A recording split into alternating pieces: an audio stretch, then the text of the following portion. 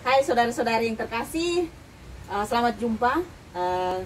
Kali ini saya bersama Suster Vincentia SFS. Selamat pagi, Suster. Selamat pagi, Suster. Kali ini saya ingin membagikan sesuatu yang tentunya teman-teman yang sering bertanya, apa sih pembinaan di dalam Suster Fransiskan Sukabumi ini? Nah, di dalam pembinaan Suster Fransiskan Sukabumi itu ada 4 tahap sebenarnya ya. Yang pertama itu ada postulan, ada novice, ada junior, dan juga pembinaan lanjutan. Tapi di sini kali ini saya akan bersama Suster Vincent sebagai pendamping novice ya, yang sudah 3 periode. Termasuk saya juga. salah satu anak binanya Suster Vincent, dan ini sudah periode yang ketiga mendampingi para calon suster. Jadi sebelumnya suster kita ini, Suster Vincentia ini, beliau ini cukup kecil ya orangnya ya, kecil sekali ya orangnya ini, benar-benar kecil. Karena saking banyaknya sering bertemu dengan anak muda, tiap hari hidup dengan anak muda sehingga semakin kecil seperti ini dan awet muda. Ya, suster asalnya dari Wonosari ya? Asal dari Wonosari. Jaran Mati. Jaran Mati. Oh, Jaran Mati ya. Saya kalau ada yang dari Jaran Mati nih, ada Suster Vincent. Iya.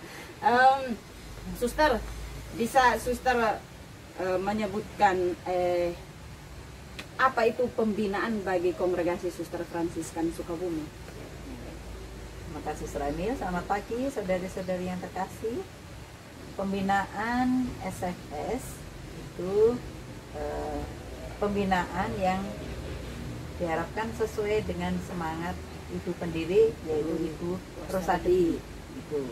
Lalu pembinaan itu sudah diawali dari aspiran terlebih dahulu, itu juga ada pembinaan. Kemudian tahap pembinaan awal di masa postulat namanya, lalu tahap novisiat, tahap juniorat, dan medior, yaitu pembinaan lanjutan. Ada medior pratama, medior madya, medior senior, dan yang terakhir medior Senior. senior. Oke, Suster. Kalau di sekarang kan Suster memang mendampingi para calon SFS khususnya di masa novisiat ya. Nah, novis itu atau novisiat itu artinya apa, Suster? Novis itu berasal dari kata novitius yang berarti manusia baru. Ya. Nah, manusia baru itu memang ya semuanya serba baru. Hatinya, kepribadiannya, bajunya juga baru ya, namanya ya, juga ya, Sir. Namanya juga pakai Suster Maria.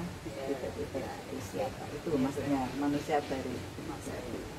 Jadi orang-orang yang memang jadi orang baru yang mulai mengenal Suster Fransiskan Sukabumi itu sendiri, berarti secara apa ya, mendalam ya, atau secara lebih mendalam lagi sudah mulai ya, mulai masuk untuk mendalami tentang apa pembinaan khusus di novisiat.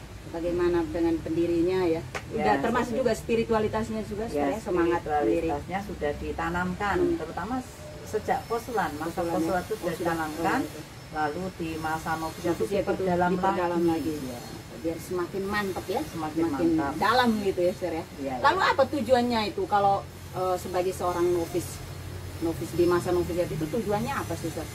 Tujuan masa novisiat itu tentu saja memastikan panggilan dari si seorang formandi atau calon itu ya, pasti panggilannya, lalu memiliki nilai-nilai kejujuran, nilai-nilai apa kepribadian yang baik gitu kira-kira itu ya tujuannya, untuk memastikan ya, dan juga dia memastikan panggilan ini benar-benar apa enggak ya, gitu ya. Lalu apa kriteria mereka kalau sudah mau memastikan? Kan pasti ada kriteria sebagai seorang novis itu apa di dalam SFS itu? Kriterianya itu ya pertama harus sehat jasmani dan rohani. Kalau nggak sehat jasmani tidak ya. Sehat jasmani dan rohani. Kemudian tadi memiliki kejujuran, keterbukaan ya, terutama kepada pendampingan, pembinaan gitu. kemudian juga memiliki keterpautan dengan Yesus sendiri ya. Bagaimana relasi dengan Tuhan ya, yang kita sebut dengan hidup doa, lalu juga bagaimana memiliki sikap disiplin, tanggung jawab, setia, kreatif ya, kreatif dalam hal mungkin keseharian ya, membuat keterampilan gitu. Juga tetap mau menghadapi tantangan karena tantangan di dunia sekarang itu luar biasa kalau nggak kuat ya, bisa kemudian sudah ditanamkan hidup kaul-kaul, di situ sudah mulai menghayati, meskipun belum kaul sudah menghayati kaul-kaul. Itu kira-kira kriterianya. Berarti itu kriteria itu dijalankan dalam kehidupan sehari-hari, berarti ya kelihatannya dari situ ya. Nah, apa saja apa yang mereka lakukan setiap hari itu, Suster? Mungkin mulai dari bangun itu apa yang mereka lakukan? Apakah mungkin seperti di rumah ya, kalau kita bangun cuman mandi atau terus makan, bisa juga kalau orang tua sudah masak kita langsung makan, atau mungkin ada kegiatan-kegiatan lain atau belajar atau seperti apa, atau mungkin ada yang harus dilakukan. Yang harus dilakukan tuh sebenarnya kegiatan di novisia tuh padat, jadi nggak ada waktu kosong. Nah, dimulai dari pagi hari itu 4:30 itu memang kita sudah harus siap berdoa ya, periksa batin, meditasi, ibadat pagi, lalu mengikuti perayaan Ekaristi, kemudian dilanjutkan dengan ya perlu diisi juga dengan jasmani ya, sarapan. Ya. Habis itu tetap menulis buku refleksi meditasi tadi. Betul. Oke. Iya, benar. Lalu setelah itu ya, tadi cukup ini mungkin baru setengah ya, baru sampai menulis refleksi. Nah, ini ada juga teman-teman kita yang bertanya, apa sih itu, Suster, yang periksa batin ini seperti apa? Nah, hanya mereka tuh, teman-teman itu bertanya, kayak apa sih periksa batin itu? Apa memang batinnya itu dilihat-lihat begitu kan? Diperiksa di bagaimana gitu kan? Periksa batin di kongregasi SLS ini memang sudah ada aturannya, minimal 10 menit. 10 menit ya. Kemudian yang diperiksa tentu saja hidup kita. Bagaimana hidup saya setiap hari berkaitan dengan hidup doa saya. Siapa tahu saya nggak tekun berdoa. Hidup persaudaraan saya, siapa tahu saya tuh kemarin konflik atau ada sesuatu dengan persaudaraan. Hidup tugas harian saya, mungkin kemarin saya malas atau apa, tapi sesudah pemeriksaan batin, kalau kemarin malas, saya sekarang nggak malas lagi. Kemarin malas berdoa, saya sekarang nggak malas lagi. Terus menerus setiap hari diperbaharui. Kira-kira periksa batin itu memeriksa diri kita, bukan memeriksa orang lain. Gitu. Periksa batin itu kembali melihat apa yang sudah kita lakukan, diri kita sendiri yang sudah kita lakukan. Kalau salah ya kita perbaharui dan kita perbaiki lagi. Kalau itu sudah mulai sudah benar ya kita coba tingkatkan lagi begitu, Suster ya. Jadi diperbaharui terus menerus. Lalu meditasi, Suster.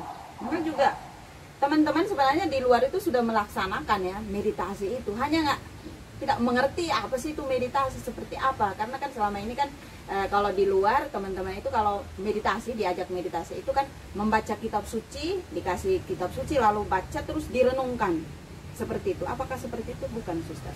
Atau ada cara lain gitu? Meditasi itu memang sudah ada aturan ya, waktunya itu memang minimal 30 menit. Bisa lebih, bisa 40 menit, bisa 45 menit, itu dari waktunya sudah diatur. Lalu memang meditasi itu salah satunya juga tadi merenungkan sabda Tuhan. Misalnya Injil hari ini, lalu direnungkan bagaimana saya biar bisa bertemu dengan Tuhan, dengan Tuhan Yesus. Memang Tuhan Yesus nggak kelihatan, tapi dalam meditasi itu kan kita bisa merasakan kehadiran Tuhan kalau hati kita hening. Bisa juga suatu saat, tapi nggak setiap hari nih, bisa meditasi alam ya, merenungkan mungkin kok saya tertarik dengan pohon ini atau tanaman ini, bisa meditasi alam, merasakan kehadiran Allah itu dalam alam cipta. Itu kira-kira meditasi seperti itu ya. Tapi saya kira meditasinya lama ya suster. Kalau 30 sampai 45 menit itu menurut suster bagaimana? Apakah ada tantangannya sebagai seorang anak muda, ya kan? Yang dia masih sangat, ya baru anggaplah 2 tahun ya dia hidup di dalam biara itu, ya pasti juga dia masih butuh perjuangan. Ada nggak tantangan dalam meditasi mereka itu? Karena kalau duduk diam, kalau anak sekarang ya itu butuh perjuangan. Bagaimana dia harus duduk diam dan merenung, menghadirkan Tuhan dalam hatinya, atau dia mau bertemu dengan Tuhan atau merasakan kehadiran Tuhan itu bagaimana, Sur? Ada tantangannya nggak, Sur? Tantangan itu pasti ada, apalagi orang muda sekarang ini. Tantangannya itu yang paling berat itu mengantuk ya, Sur, aduh. Iya mengantuk tuh sampai goyang kiri kanan ya, depan gitu, belakang ya. Mengantuk juga pikiran melantur. Kadang-kadang memang karena masih baru setahun 2 tahun di biara, mikir orang tua saya sedang apa nih, saudara-saudara saya lagi ngapain nih, itu melantur gitu. Nah, tantangan itu tidak bisa dibiarkan, kita selalu mengembalikan. Lalu kalau mau meditasi itu memang harus ada jiwa yang begitu semangat, ada semangat, ada semangat, lalu ada keheningan. Kalau masih melantur kan keheningannya tidak ada gitu. Kalau kita sudah hening, bisa fokus, semangat, pasti mengantuk dan pikiran melantur itu enggak ada. Nah, biasanya suster kalau lihat begitu ya, kalau para calon ini kalau mengantuk, apa yang suster perbuat kan? Kan belum tentu dong, nggak mungkin langsung, atau mungkin juga suster mau melakukan sesuatu atau bagaimana mengingatkan mereka dengan cara apa begitu? Apa yang suster buat biasanya? Kalau memang yang mengantuk sungguh sampai nggak bisa tegak, itu saya panggil namanya. Oh ya. Saya panggil namanya, misalnya Suster Gabriel, lalu dia kaget biasanya. Tapi nggak setiap hari, nanti malah mengganggu teman-teman. Kalau enggak ya saya jalan mendekati, saya toilet. Lalu kaget juga itu salah satunya. Kemudian memang tadi kriteria tadi kan membutuhkan kejujuran. Kalau ngantuk, pikiran mengantur atau enggak bisa meditasi, kami siapkan buku. Waduh, buku catatan hari ini siapa yang ngantuk gitu. Ditulis ya, ditulis misalnya Suster Emilia ngantuk saat saat meditasi. Bagus juga ya sebenarnya. Itu kejujuran saya sih tidak akan kamu tadi ngantuk ya, tapi itu kejujuran. Ternyata ini juga sudah tumbuh gitu. Nah, dilatih juga ya. Saya juga ingat waktu saya masih novis ya. Kami kalau meditasi kan mengantuk atau periksa batin. Lalu karena duduk dekat Suster Vincent, ditoel. Terus suruh lihat salib. Macam-macam gitu. Jadi itu cara juga ya, gitu ya. Jadi langsung salah satu caranya begitu, mengingatkan kita sebagai formandi itu biar kembali lagi bahwa kamu sekarang ngapain begitu ya. Gitu. Jadi